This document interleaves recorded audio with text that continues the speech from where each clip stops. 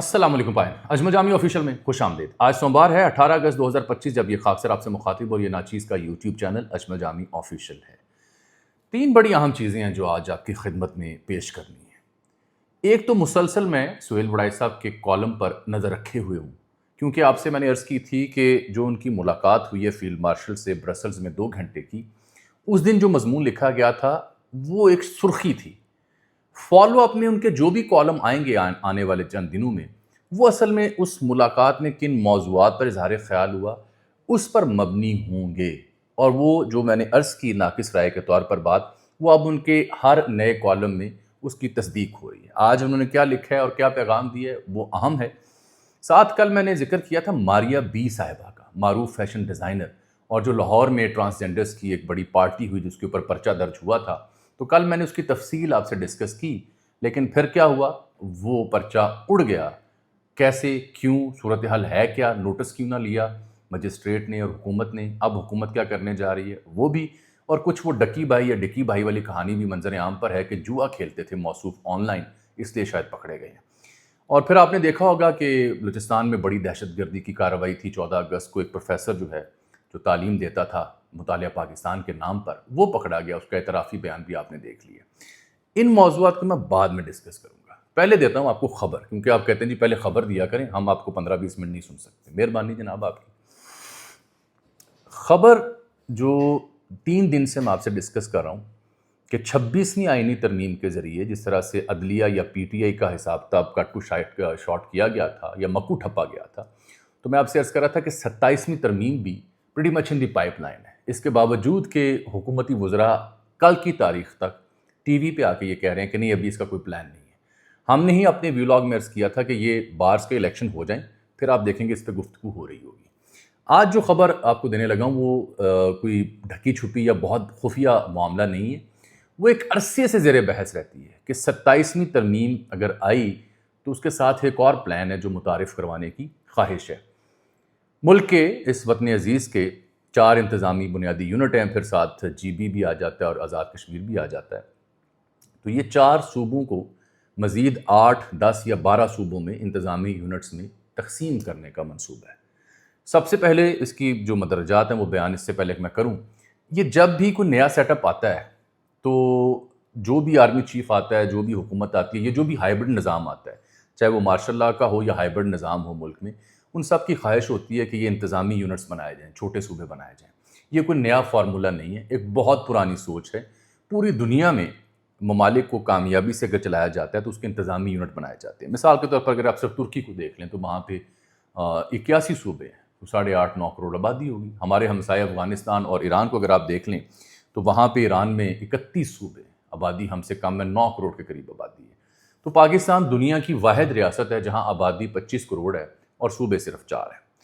لیکن کیا یہ سیٹ اپ ہائبرڈ پنجاب کے، سندھ کے، بلوچستان کے اور خیبر پختونخوا کے اس کے اندر سے مزید صوبے بنانے میں کامیاب ہوگا؟ یہ ہے عام سوال۔ اب سے پہلے جو بھی سسٹم آیا وہ تو ہوا ناکام، کبھی پیپلز پارٹی نہیں مانی، کبھی نون لیگ نہیں مانی، کبھی قوم پرست جماعتیں نہیں مانی، یا کوئی اور مسائل کا سامنا کرنا پڑا۔ تو اب خبر 27ویں ترمیم کے ساتھ یہ ہے کہ جہاں جو N F C award concurrent list اور سرکار اور سیاستدانوں کو کٹ ٹو سائز کرنا ہے، بلدیات کو، انتظامی شعبوں کو تگڑا کرنا ہے، وہاں صوبے بھی بنانے کی اوپر بات ہو رہی ہے۔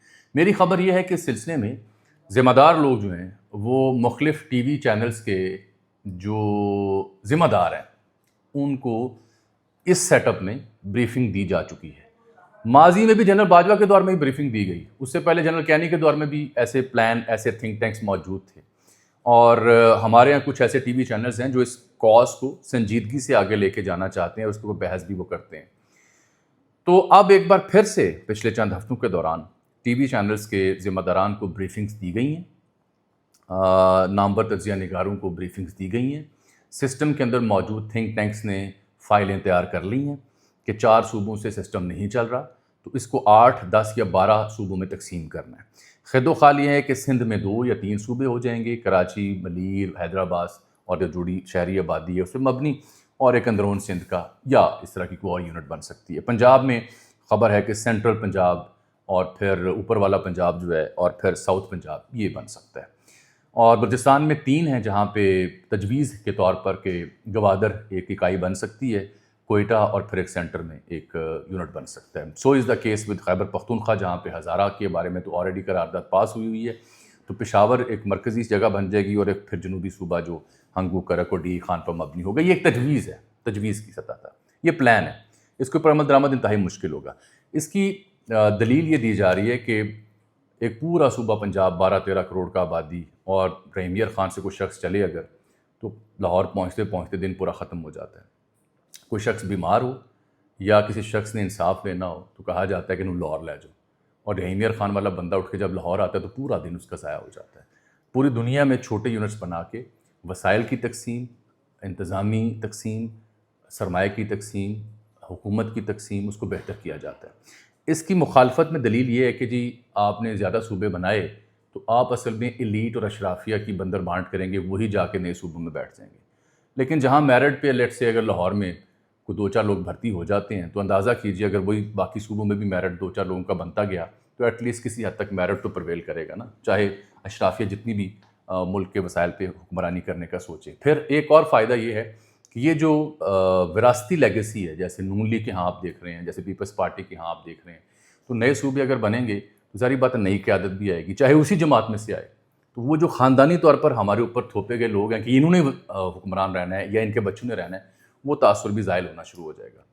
پھر لا اینڈ آرڈر اور دیگر چیزیں بھی بہتر ہو جائیں گی، اور پھر چھوٹے یونٹ کے اندر رہتے ہوئے بلدیاتی نظام بھی بہتر ہونے کی امید ہو سکتی ہے. تو یہ جو معلومات میں آپ کو دے رہا ہوں کہ اس کے اوپر خیر کسی روز میں تفصیل سے بات کروں گا. ایک زمانے میں جب میں دنیا ٹی وی کے ساتھ وابستہ تھا تو دنیا ٹی وی کے ہاں بھی یہ سوچ پائی جاتی ہے کہ چھوٹے صوبے بننے چاہیے اور بلدیاتی نظام ہونا چاہیے. اور یہ جو قانون ساز ہے ہمارے ایم پی ایم این اے، ان کا کام قانون سازی کرنا ہونا چاہیے، ان کے پاس ڈیولپمنٹ فنڈ نہیں ہونے چاہیے. تو اب جو خبر میں کنکلوڈ کر رہا ہوں وہ یہ ہے بریفنگز شروع ہو چکی ہیں. دانشور، ٹی وی چینلز کے آنرز، اوپینین میکرز اور سیاسی جماعتوں کے ہاں اس معاملے پر بریفنگ دی جا چکی ہے. اب رد عمل کو گیج کرنا ہے کہ اگر تقسیم شروع کرتے ہیں تو رد عمل کیسا ہوگا، کیا اس پہ قابو پایا جا سکتا ہے یا نہیں. اس ساری بحث میں جو سب سے دلچسپ خبر آپ کو دینے لگا وہ پتہ کیا ہے؟ وہ یہ ہے کہ سندھ کی تقسیم کے اوپر پیپلز پارٹی نہیں مانے گی، پنجاب کی تقسیم کے اوپر نون لیگ نہیں مانے گی. تو خبر جو میں نے آپ کو دینی تھی وہ ہے پی ٹی آئی کے حوالے سے. پی ٹی آئی ایک واحد جماعت ہے جس کے پاس یہ گولڈن اپرچونٹی ہوگی، گولڈن، کہ وہ اس موقع پر چھکا مار دے کہ بالکل جی ہم چاہتے ہیں چھوٹے صوبے بنے. تو یہ جو دو جماعتیں انکار کریں گی یہ اپنے انکار اور پی ٹی آئی کے اقرار کے بیچ پھنس جائیں گی، اور وہ جو ایک صفحہ ہے اس میں پرابلم آ سکتی ہے. پھر اس کے بعد یہ ہوتا ہے موقع جس کے اوپر آپ نے چھکا مارنا ہوتا ہے. یہ جینون موقع ہے. پی ٹی آئی چاہتی ہے چھوٹے صوبے بنے. جنوبی پنجاب محاذ جب بنا تھا تو پی ٹی آئی میں کیوں آیا تھا؟ اسی لیے آیا تھا نا کہ چھوٹے صوبے بنانے کی حامی بھری گئی تھی. بہرحال یہ کہانی تھی. اس کے حوالے سے بڑائے صاحب کی بات بھی پہلے سن لیں. میں آپ سے عرض کر رہا ہوں نا، ہر کالم میں وہ خبر دیں گے. اب انہوں نے خبر دی ہے، آج لکھا ہے عسکریت اور اکثریت. انہوں نے کہا جی پاکستان کو بڑے مسائل تھے اور فیلڈ مارشل جب سے آئے ہیں تو چیزیں بہتر ہوئی ہیں. لیکن ایک خبر جو انہوں نے بڑی خاص خبر دی ہے وہ یہ دی ہے انہوں نے کہ اب عسکریت نے مس مینجمنٹ اور کرپشن کے نام پر معیشت کے شعبے میں بھرپور کردار ادا کرنا شروع کر دیا ہے. حالانکہ پہلے یہ مکمل طور پر سویلین ڈومین ہوا کرتی تھی. مس مینجمنٹ اور کرپشن، اس کے اوپر عسکریت وہ آ چکی ہے اور کام کرنا انہوں نے شروع کر دیا ہے. ریکوڈک ہو، ایس آئی ایف سی ہو، این ایچ اے ہو اور دیگر شعبے ہوں، یہاں پہ عسکریت کو غلبہ ہے. بلکہ اب تو وابڈا کے چیئرمین بھی آ گئے. حالانکہ اس میں عسکریت کے مشوروں اور ٹیکنیکل سپورٹ تو ضرور ہونی چاہیے، مگر یہ معاشی اور تکنیکی شعبے ہیں جن کی سربراہی سویلین پروفیشنلز کے پاس ہونی چاہیے. خیر یہ تجربات ماضی میں بھی ہوتے رہے ہیں. ہر آنے والے کو یہ لگتا ہے کہ جب وہ نظام چلائے گا تو بہتر ہو سکتا ہے، لیکن ایٹ دی اینڈ پتہ چلتا ہے کہ نظام نہیں چلا. لیکن یہ خبر دے رہے ہیں بڑائے صاحب، جو میں نے آپ کو کہا نا ہر کالم میں خبر دیں گے. اب بھی خبر ان کی یہی ہے کہ جو اسٹیبلشمنٹ ہے، جو ملٹری ہے، وہ ملک کے ان شعبوں میں آ چکی ہے، پریکٹیکلی کام کر رہی ہے. یہ حکومت برائے نام ہے اگر یہ کہا جائے تو یہ غلط نہیں ہوگا. یہ خبر سہیل صاحب نے دی ہے. آنے والے تمام کالموں پر نظر رکھیں. ہر کالم میں ایسی خبر وہ دیں گے اور ذمہ داری سے دیں گے، تصدیق کر کے دیں گے. یہ جو انہوں نے کہا نا کرپشن، اس حوالے سے جو باریک بات تھی نا سننے والی آپ کے لیے، آپ کو یاد ہے میں نے آپ سے عرض کی تھی ایک ویلاگ میں جب ہم اقبال سنگھیڑا ڈسکس کر رہے تھے، پرتگال کہانی ڈسکس کر رہے تھے، آپ سے عرض کی تھی 500 لوگوں کی فہرست بھی تیار ہو چکی ہے. جون جولائی میں اس پہ کام ہوا تھا. اس میں کئی سیاستدان بھی آتے ہیں، کئی اس میں بیوروکریٹس بھی آتے ہیں جنہوں نے کوئی 2,500 ارب کا گھپلا مبینہ طور پر کیا ہوا ہے۔ تو 500 افراد کی لسٹ بنائی گئی ہے جس کے اوپر کہا جا رہا ہے کہ اور کچھ نہیں تو 8-10 ارب تو ضرور اس سے برآمد ہو سکتے ہیں۔ اگر کوئی بھی سیٹ اپ 500 ارب بھی نکلوا دے ان کرپٹ لوگوں سے تو ملک پہ بڑا احسان ہوگا، چاہے وہ اچھا یا برا ہے۔ تو اب یہ اس طرف جا رہے ہیں، اس لیے اب 27ویں ترمیم کو بھی اس کے ساتھ جوڑیں، چھوٹے صوبوں کو جوڑیں، تو آپ کو نظر آئے گا کہ آنے والے دنوں میں یہ جو اسٹیبلشمنٹ ہے یہ حکومت، ریاست اور ملک کو کس طرح چلانا چاہ رہی ہے، یہ ہے اس کا چھوٹا سا خلاصہ۔ ماریہ بی پہ آ جائیں، وقت کم میں آج۔ ماریہ بی صاحبہ جو ہیں، کل میں نے بڑی تفصیل سے ذکر کیا تھا، معروف فیشن ڈیزائنر ہیں محترمہ، خود بھی ایک فیشن کا آئیکن ہیں اور خود بھی ایک ڈیزائنر ہیں، برانڈ ہے محترمہ، خود بھی لاہور کی جتنی ایلیٹ سرکل تھے، جتنی بھی ایلیٹ گیدرنگز ہوتی تھیں، مجالس ہوتی تھیں، محافل ہوتی تھیں، ان کا بڑا نامی گرامی حصہ رہی ہیں، لاہور کا ہر بندہ جانتا ہے۔ اب ان دنوں البتہ وہ اخلاق قوم کے درست کرنے کی انہوں نے جو ہے علم اٹھایا ہوا ہے۔ تو یہ ٹرانسجینڈر پارٹی ہوئی تھی 1 اگست کو، 17 کو پرچہ درج ہوا تھا، 292-94 تعزیرات پاکستان کی شکیں لگی تھیں، جو میں نے کل آپ کو بتایا تھا کہ شکیں بڑی کمزور ہیں، کہ فحاشی کا مواد یا اس کی ترسیل یا تشہیر کی گئی ہے، اور پنجاب ساؤنڈ ایکٹ سسٹم کے جی لاؤڈ آوازیں آئی ہیں تو وہ شور آیا ہے، خلل واقع ہوا ہے، تو وہ شکیں درج کی گئیں، تھانہ نصیر آباد میں پرچہ درج ہوا تھا۔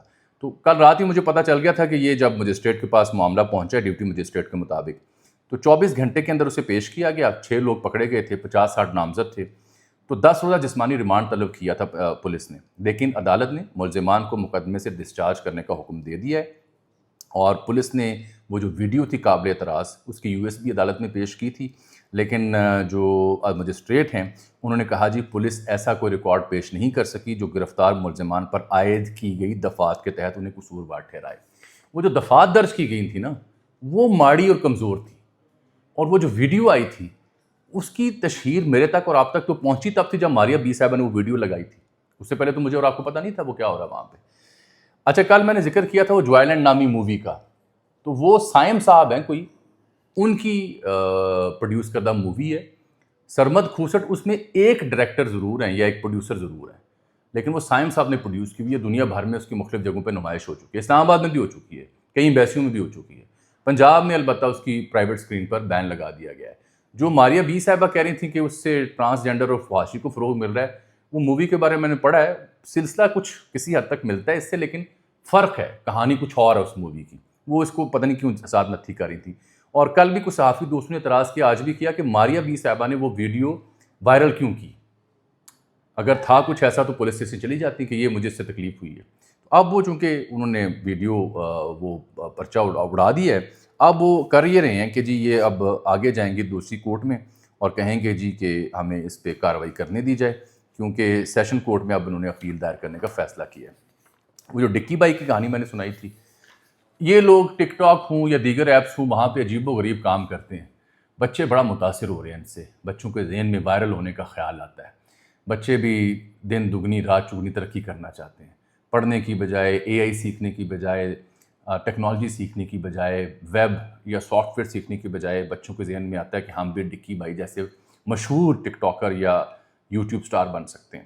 اب ان کا نام تو مجھے کل پتہ چلا کہ ان کا اصل نام ہے سعد الرحمان عرف ڈکی بھائی، پتہ نہیں ڈکی ہیں یا ڈکی ہیں۔ تو ان کو گرفتار کیا گیا جب یہ باہر جا رہے تھے لاہور ایئرپورٹ سے، national cyber crime investigation agency نے تحقیقات شروع کی تھی۔ یہ وہی ایجنسی ہے جس کے بارے میں میں نے آپ کو پرسوں خبر دی تھی کہ اس کو نئے اختیارات ملے ہیں، یہ ڈیورنگ انویسٹیگیشن کسی بھی شخص کی پراپرٹی فریز کر سکتی ہے۔ پراپرٹی سے مراد میں نے آپ کو بتایا تھا کہ یوٹیوب بھی ہو سکتا ہے، ایسٹ بھی ہو سکتا ہے، تو یہ ایکشن میں آ گئی ہے ایجنسی جس کو اختیارات دیے گئے ہیں، اور ان کے اوپر الزام ہے کہ جوئے کی ترغیب انہوں نے دی ہے اور فحش مواد پھیلانے کا ان کے اوپر الزام ہے، اور انہوں نے اپنے سوشل میڈیا اکاؤنٹس پر جوئے کی اپلیکیشن سمیت فحش مواد اپلوڈ کیا تھا۔ اس کو اس انویسٹیگیشن ایجنسی نے حراست میں لیا ہے، 2 روزہ جسمانی ریمانڈ تھا، اب انہیں 19 اگست یعنی کل دوبارہ عدالت میں پیش کیا جائے گا۔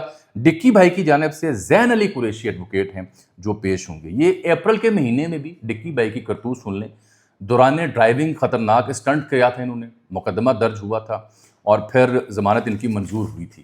اس کے علاوہ یہ ملٹیپل ٹائمز کبھی مذہبی حوالوں سے، کبھی کسی برانڈ کے حوالے سے، کبھی کسی مفتی کے حوالے سے، کبھی کسی فیشن کے حوالے سے، ہمیشہ کوئی نہ کوئی پنگا یہ کرتے رہتے ہیں۔ یوزلی یہ اپنے گھر کے دورے کرواتے ہیں، اہل خانہ کو متعارف کرواتے ہیں.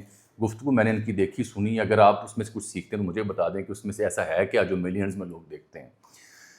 خیر، یہ ڈکی بھائی کی کہانی اتنی ہے جو میں نے آپ سے بیان کرنی تھی. مجھے آج آپ اجازت دیجیے، آپ سے ملاقات ہوگی کل. تب تک کے لیے اللہ حافظ.